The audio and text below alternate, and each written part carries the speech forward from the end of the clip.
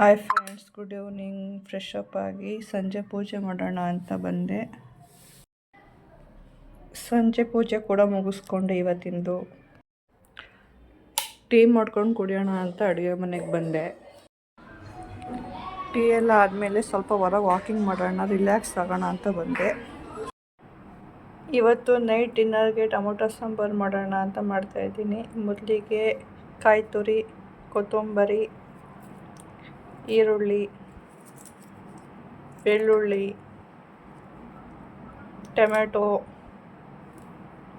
ಶುಂಠಿ, ಸಾಂಬಾರ್ ಪೌಡರ್, ಚಿಟಿಕೆಯಷ್ಟು ಅರಿಶಿನ, ನೀರು,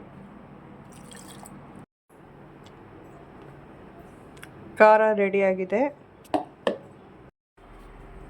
ಒಗ್ಗರಣೆ ಮಾಡ್ಕೊಳ್ಳೋಕ್ಕೆ ಒಂದು ಪ್ಯಾನ್ಗೆ ಆಯಿಲ್,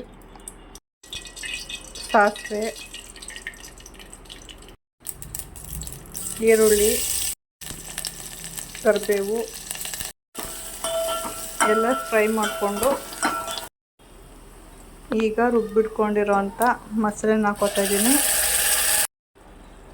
ಮಸಾಲೆ ಹಾಕಾದ್ಮೇಲೆ ಇವಾಗ ಹದವಾಗಿ ನೀರು ಹಾಕ್ಕೊಂಡು ಉಪ್ಪು ಹಾಕಿ ಒಂದು ಕುದಿಸ್ಕೊಂಡ್ರೆ ಸಾಂಬಾರು ರೆಡಿ.